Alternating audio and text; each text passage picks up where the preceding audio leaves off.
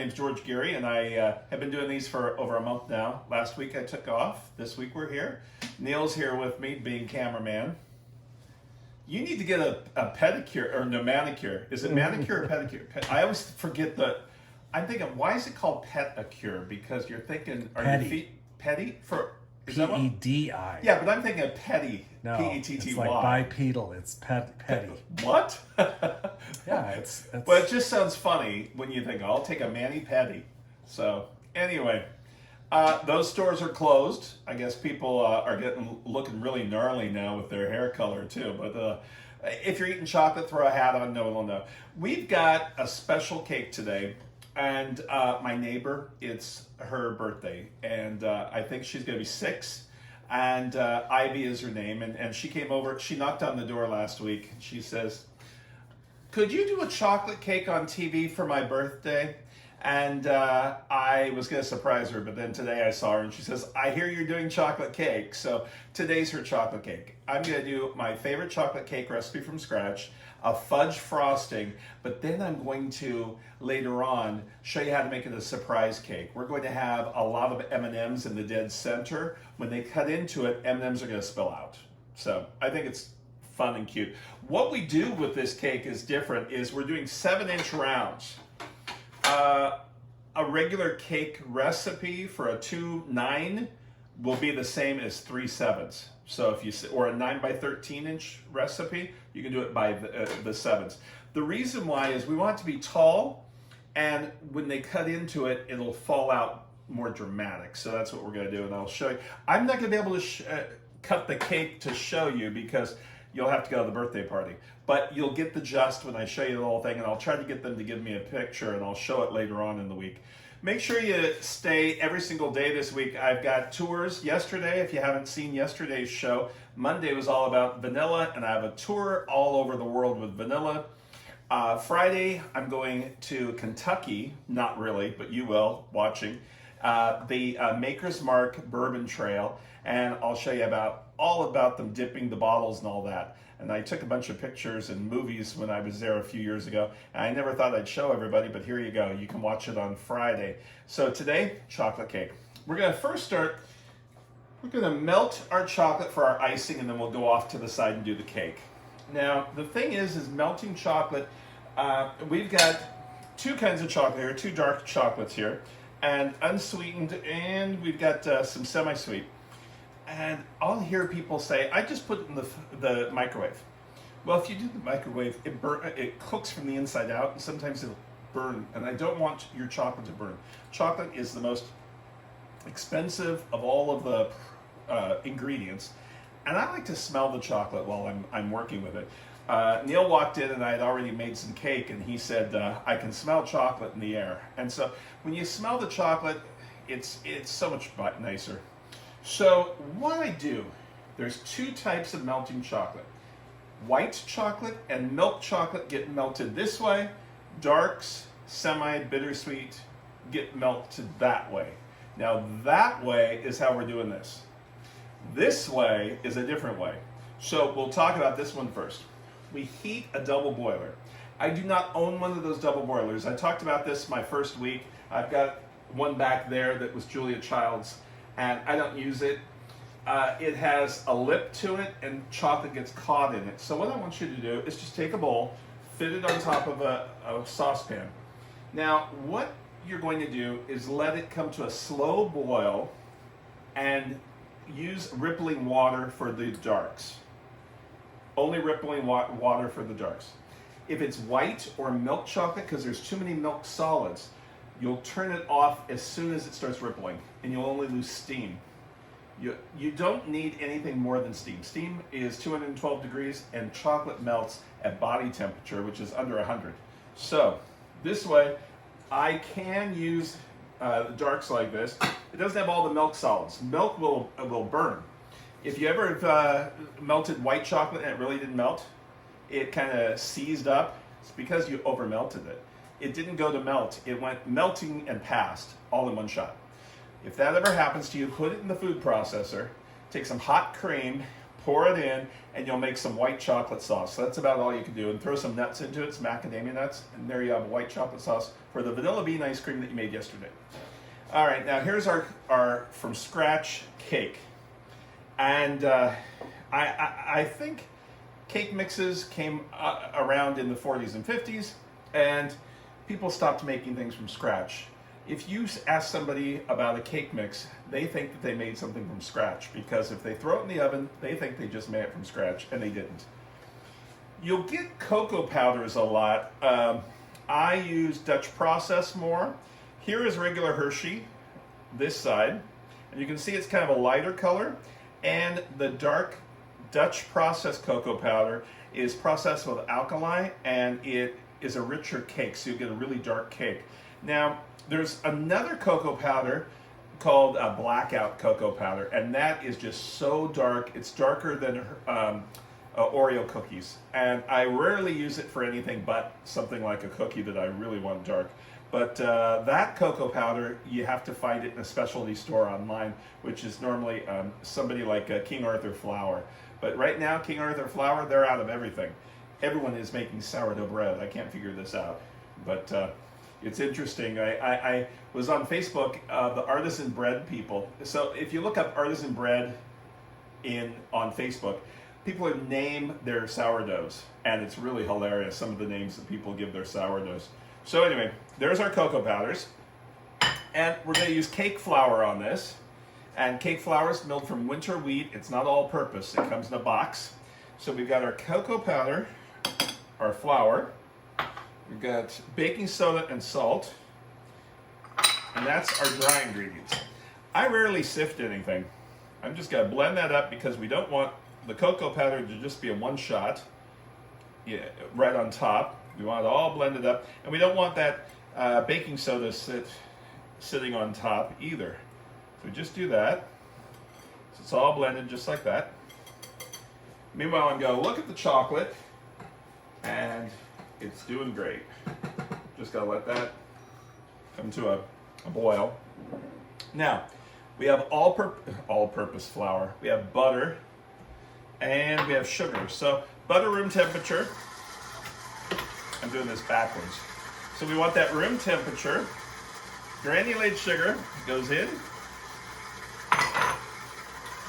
Well, speed on mixers doesn't matter as long as it's not flying out of the bowl and hitting somebody. I get that question a lot, how fast you do things.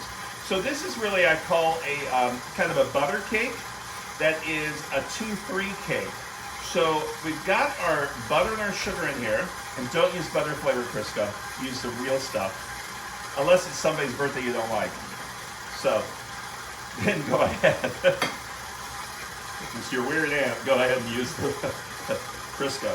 So we're going to put our eggs in one at a time, which I only have 2 of them in here, just to incorporate it. I'm creating air in the cake batter itself.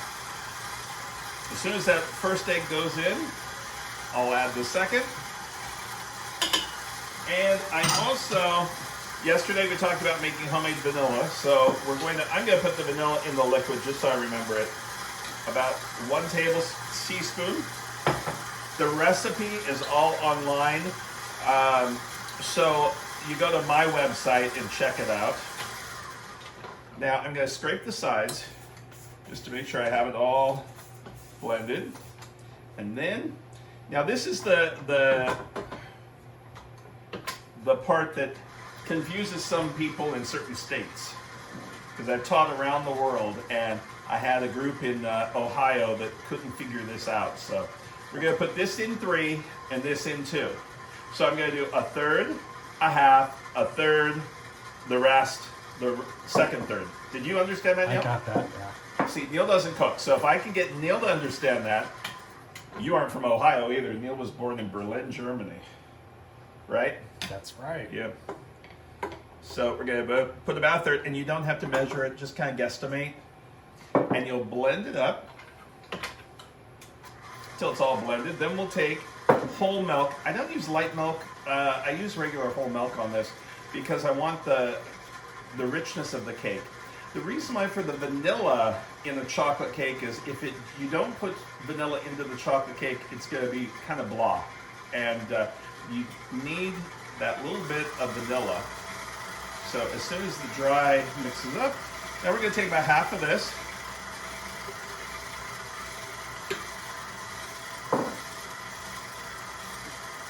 And that blends up. Then we're going to take the second third, which would be about half of this.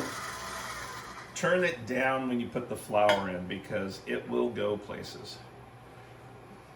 Now, if you don't have an automatic, a KitchenAid, I suggest somebody pours it in for you while you're mixing it.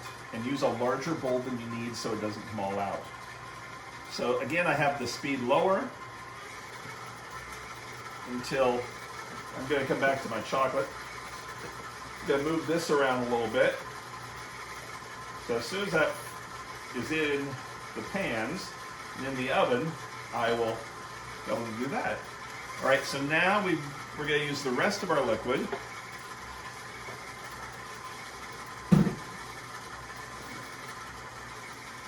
And we'll wait until that cooks. What we're doing is creating texture in the cake. We're getting air into the cake batter, and if I dump all the liquid in, all the flour in, all at one shot, like you would brownies or chocolate chip cookies, you will have a flat cake, and it won't have any height to it. So as soon as that goes there, chocolate's getting good. Now, see, let's look. Okay, it's simmering, which is fine for dark. If that was simmering like that, I wouldn't have the white or the milk on top. I'd turn it off and just do steam. So now we're going to turn this a little higher.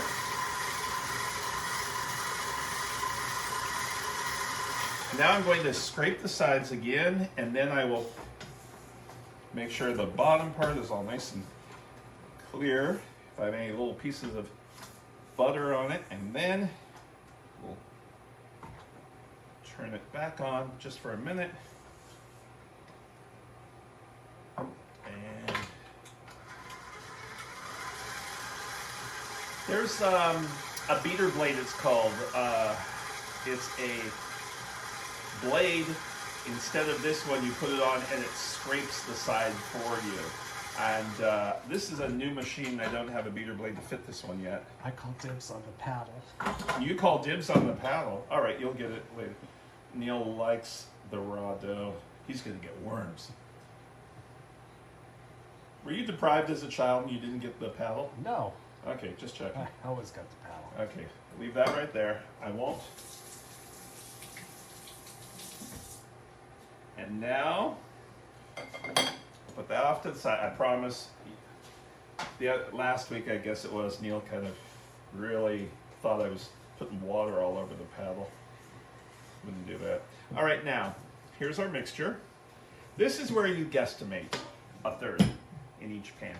And you might need a spoon to put a little extra in one other. In bakeries, what we do is we weigh them.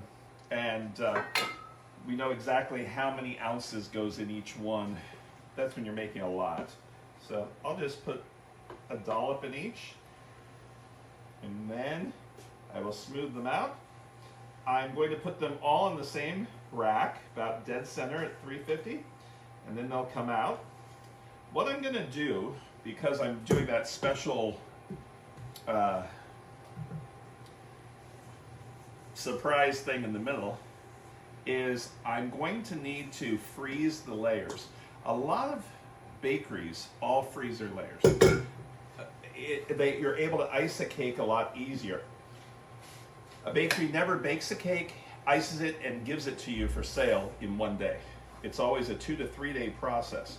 And when I worked in a bakery in Hollywood, people would say, now make it really fresh. Well, that's as fresh as you can get.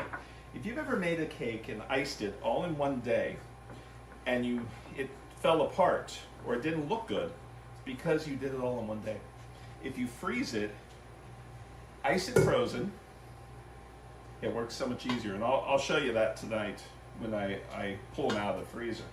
So, anyway, we're gonna put these in the oven, and then we'll be right back to make our icing. Okay, our chocolate layers are in the oven, and I'm going to make the world's best chocolate icing. I created this back in the 80s. It's a cream cheese chocolate icing. Now we melted the chocolate, and I told you all about chocolate melting. And we've got bittersweet and semi-sweet chocolate here, all melted, and it cooled down just a little bit. And then we have powdered sugar, we have butter, cream cheese, and a little bit of whole milk. What we do is we need a food processor on this. If you don't have a food processor, it doesn't work. I've had other people say, I can use a mixer and try it out. It just doesn't work. We want this to be the smoothest icing you've ever had in your life. So in the double boiler, we've melted that. And then in the work bowl of the food processor, we're gonna take cream cheese. Now this is room temperature. Remember, if I put it in one big chunk in there, we don't want that. We want a little bit around the bowl. So we're gonna take just around. We help a food processor by putting stuff around it. And, whoa. And then our, this is a little warm. Still, let me get, always have towels around. Then we're gonna pour this in around the work bowl. And this chocolate smells so good. And like I said, don't use the microwave to melt chocolate. Now, we have a lot of unsweetened chocolate in this recipe, but we're adding the powdered sugar for body, so that's why we have it this way. And it's not overly sweet. And then we're going to add this in, and we're going to do this for about 10 seconds. Food processors are so fast. So 10 seconds. 1, 2, 3, 4, 5, 6, 7, 8, 9, 10. Just count it out. Now, That smells good. if you look at it, it looks kind of dry. You're gonna think something's wrong with this recipe when you do it. And it starts looking like you did something wrong, like I said. So watch this. It's gonna look dried. Make sure you put this completely on. And we're gonna go 15 seconds on this one. I like to show you what things are gonna look like in case it looks wrong to you. And it's gonna be dry and mealy looking now. Look at it. How in the world is that gonna be the nicest, creamiest icing you've ever had? It looks like something's wrong. Watch this. All right, while, make sure it's all on. While it's on, you're going to take, well, let me put the butter in first. The butter is just a little chunk there, so I don't have to split it up. While it's on, I'm going to turn it on and put that little bit of milk in, and it's going to become a creamy icing.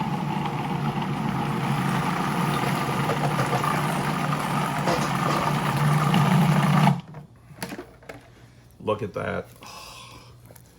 Now, what I'm gonna do is I'm gonna scrape this down and then let it go a minute, and then we will put it in a bowl. Oh, Neil thinks he's getting to lick that one. All right, so there it is. Go ahead and look at it inside. Very smooth and glassy. Glacé. Now, remember, I gave you a little trick one day. How hold this with your finger inside, or it will all fall out. You're gonna try to get as much as you can out of the icing. It's like the smoothest, the bestest. Wow. That little bit of butter creates that shininess. So that's what that little bit of butter is. And you try to get as much as you can out, and then you're gonna put it back on the mixer, put the blade down, turn it on just for a sec. What it does is it spins all the chocolate off of that blade. There it is, as clean as it will get. Do not lick this, and don't put your hand into it to get it. And now we've got the rest of our icing. So this will be enough for one large cake. Now this mixture will get harder or softer depending on how you want to work with it. If you want it to be runny on the cake and pour it on the cake like a bundt cake, you take it and put it in a double boiler just for a few minutes and it will become liquefied there. If you want to stay like this, you want to just like that. And there is our icing. Doesn't that look good? Looks delicious. Alrighty. We'll be back in just a few minutes when the cakes come out of the freezer. Okay, our 7-inch layers are frozen, but they don't freeze like that. So that you can see they're soft. And I put plastic wrap and foil on them when I did it. And we're going to show you how to do those surprise cakes. So first one, we're going to do like this on our board. We have a cutter. This way you can also taste the cake yourself to see if it was any good. So we're going to dead center cut out the cake just like that. Put that off to the side because you're going to Like a ding dong. It's not a ding dong or a hoo-hoo, or what do they call them back east? Ho-hos were the rolls. Yeah, what do they call them back east? I Ding don't dongs. They changed the name. It wasn't ding dong back east. Anyway, we're going to put that one. And we're going to do this to all three, except one of them. After we do it, we are going to take one of those circles and cut it that way. Put one on top and one on bottom so it'll cap the cake itself. So just like that. And so yeah, you can make a little, yeah, those do look kind I'm of surprised they hold together so well. they're frozen. Oh, That's why. So with this little guy, you're gonna do it in half and frozen, like I said, but it's very soft. Just like that. And these two we're gonna put off to the side because I'm sure Neil wants that. We've got our icing and try to keep the crumbs away. So we're gonna start with the first one. Put one of the halves in the dead center and press it down. Doesn't need icing or anything, just like that. Now, we're gonna take a little bit of icing as glue, that's all. We don't have big amounts of icing to put all over the place. We just use it as glue. We keep that circle without any of the icing, because that's where the M&Ms are gonna go. And when you cut into it, it's gonna go all over the place. Then we put that one, like that. And we're gonna just dab this a little bit again.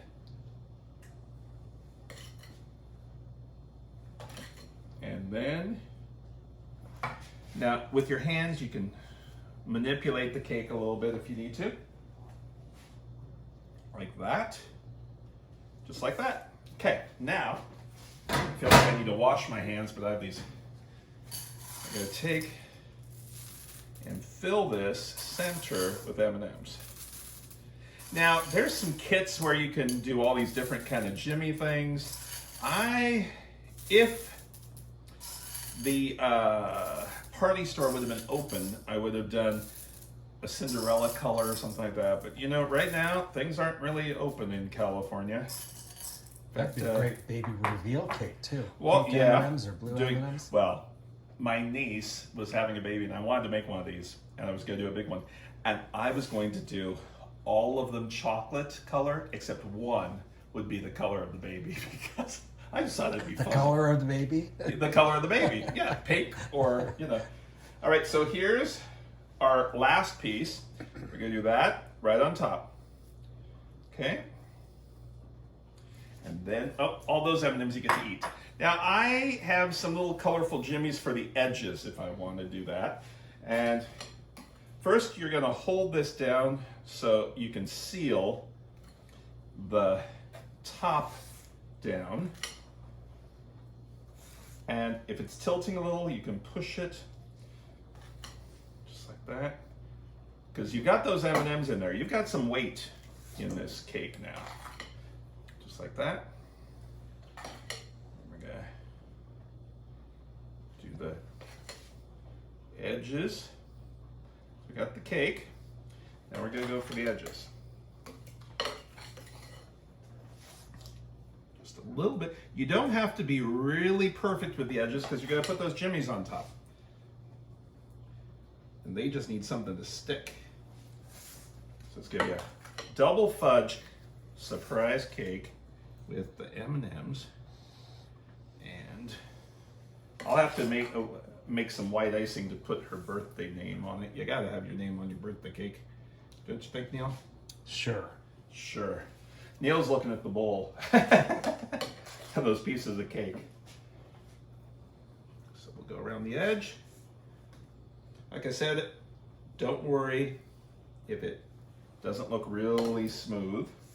I'm gonna put this in the fridge too to firm it up a little more. And just like that. In fact, I might put it into the fridge before I put the jimmies on top on the edges. So it's nice and firm. Got a little bit right there. All right, so we went all the way around.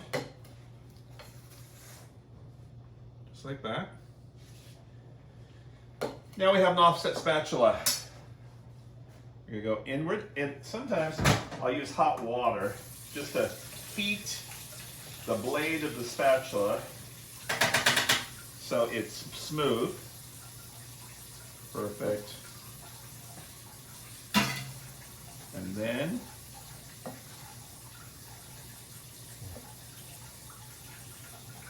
doesn't that look good? Looks delicious. Alrighty. So we're gonna put this in the fridge for about 20 minutes, and then we'll put the jimmies on the edges, and I'll show you how to do that. You kind of throw them. So we'll be back in a few minutes. All right, so the cake, I put it in the fridge for a little bit, and then I put the little jimmies around the edges. And I will tomorrow put happy birthday, because tomorrow, Wednesday, is her birthday. And then when she cuts into this, all of the M&Ms are gonna fall out. I wish I could show you that, but maybe they'll take a picture like I said. Have a great day, and we'll see you tomorrow.